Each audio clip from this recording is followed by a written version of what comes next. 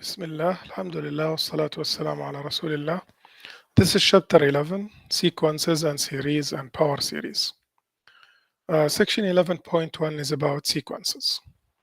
We will talk only about infinite sequences in this section. An infinite sequence, or just a sequence, can be thought of as a list of numbers written in a definite order. So, just list of numbers like this: A1, A2, AN, and it continues. A1 is the first term. A2 is called the second term, and so on.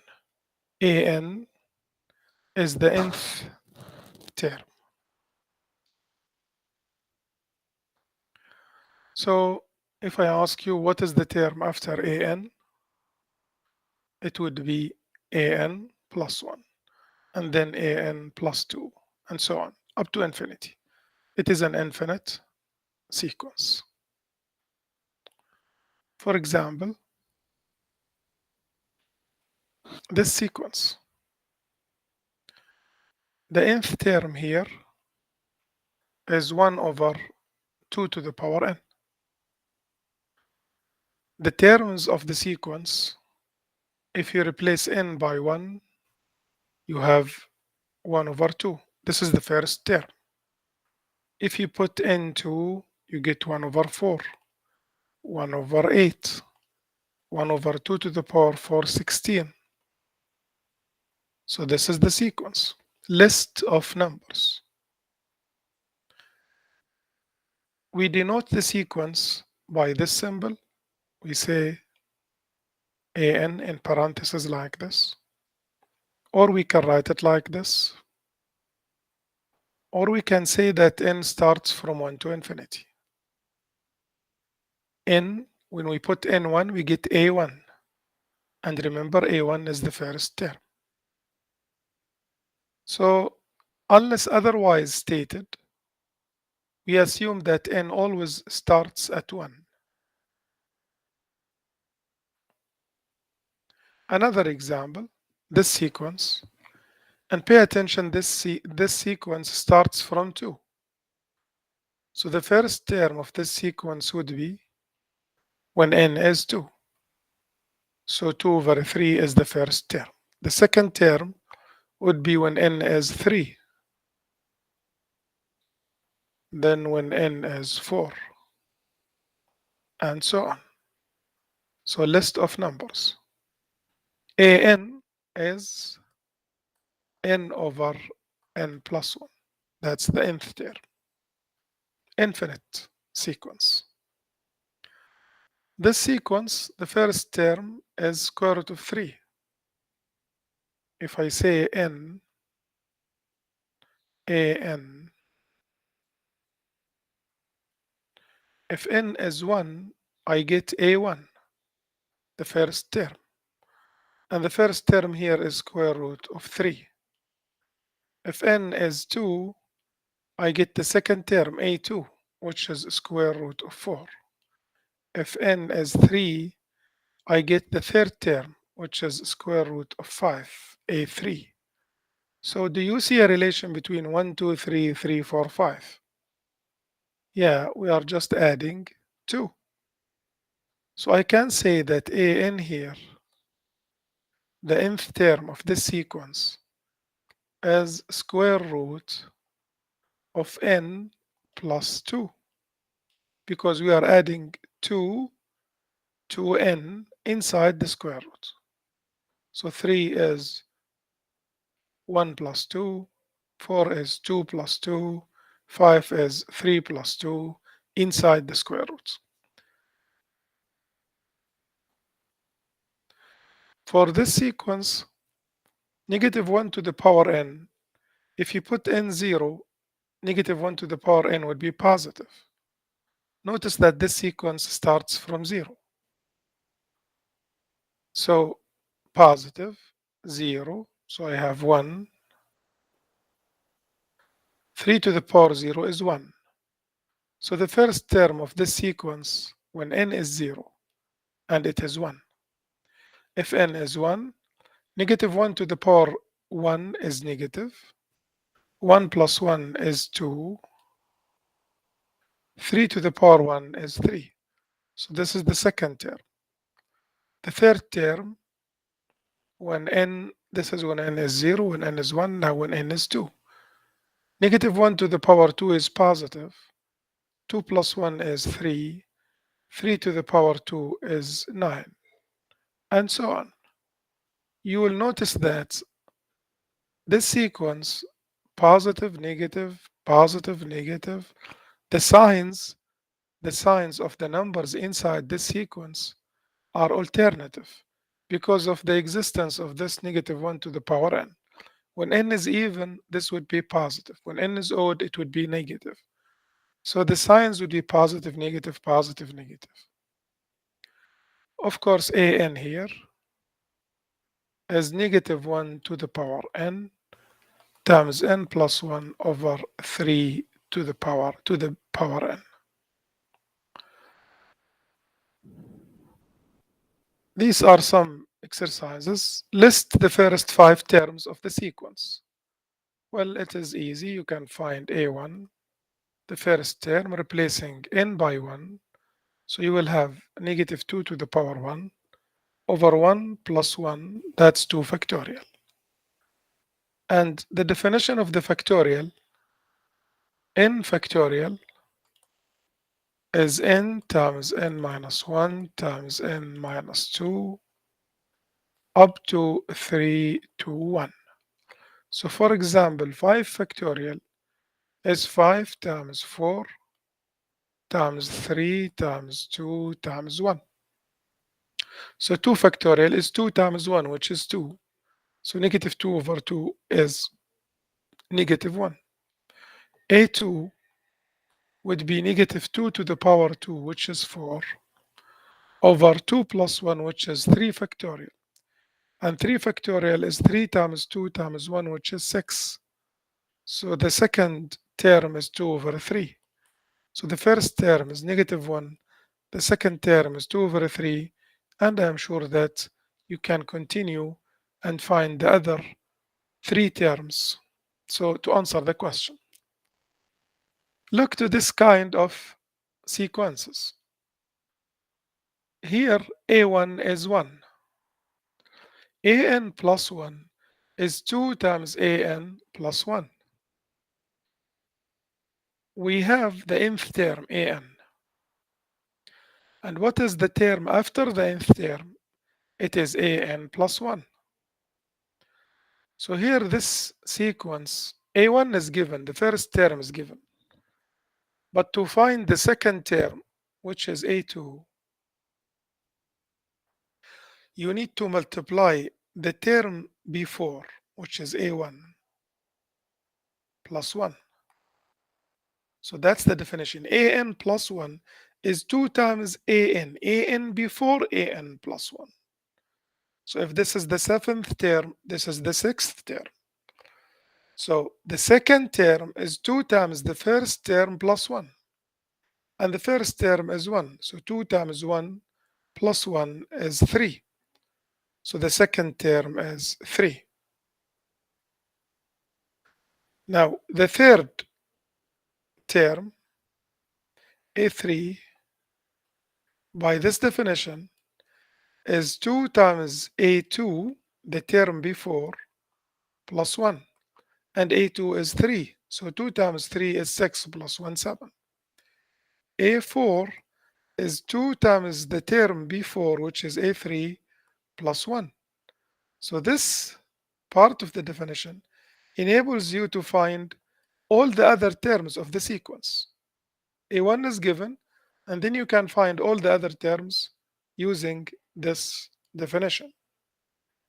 So 2 times 7, 14 plus 1 is 15, and you can continue, find all the other terms. But notice that this definition is not an explicit definition. This is an explicit definition. What is the meaning of explicit?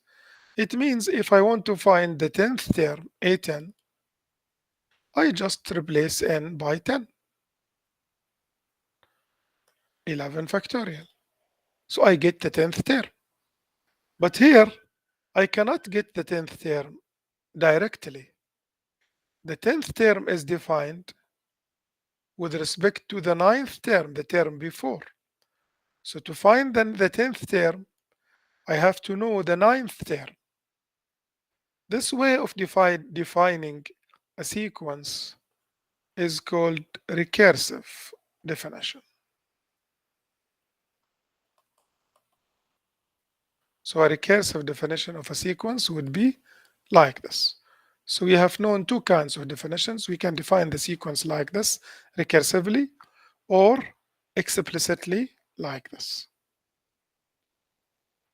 This is also another recursive definition of a sequence, but notice that the first term is given and the second term is given.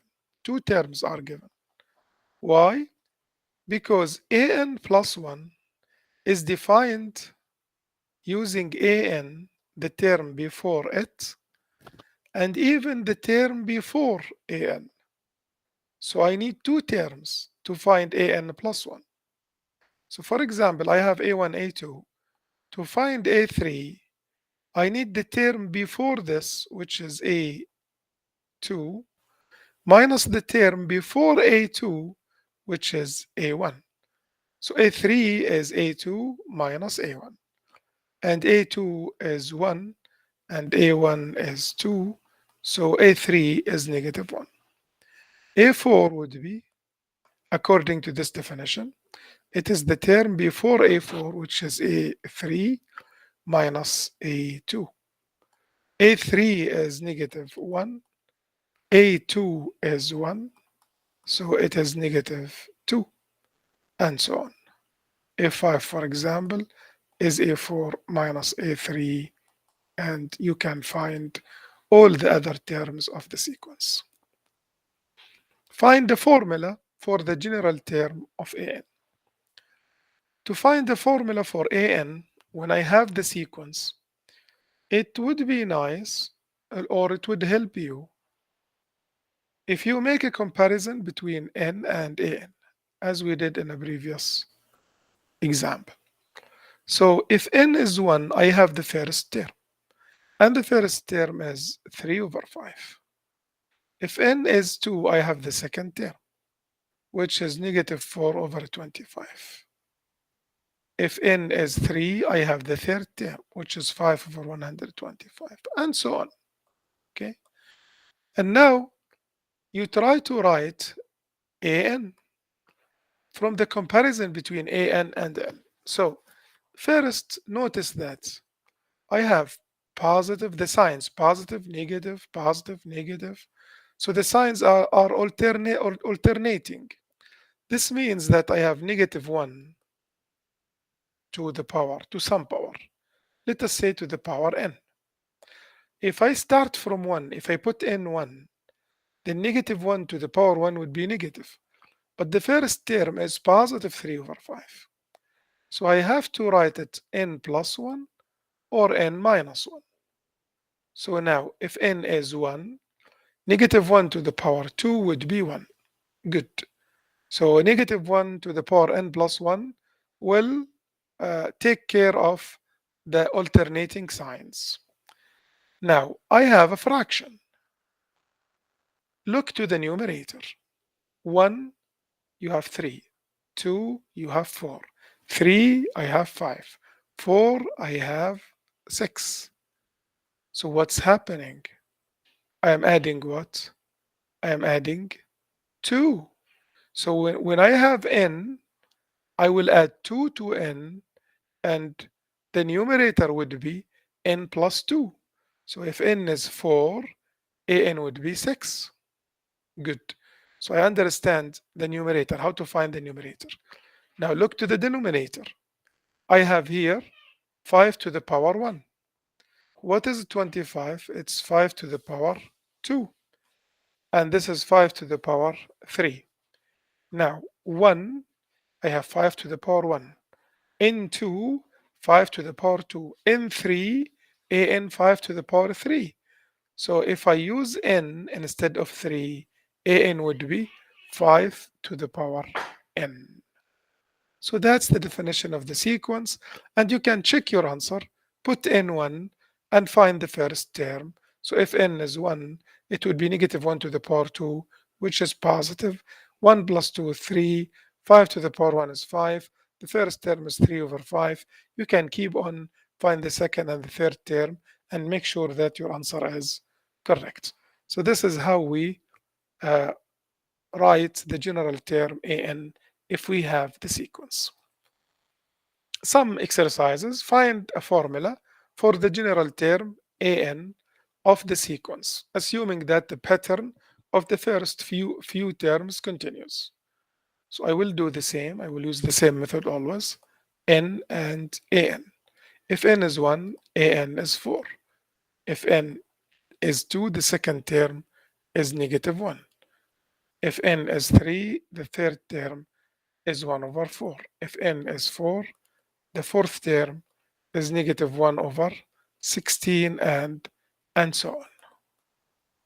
First, I notice that I have positive, negative, positive, negative, alternating signs. So an would be negative 1 to the power n. If I put n1, I'll have a negative number. I need it positive, so I write it n plus 1 or n minus 1. Both are correct. Okay, now I have a fraction.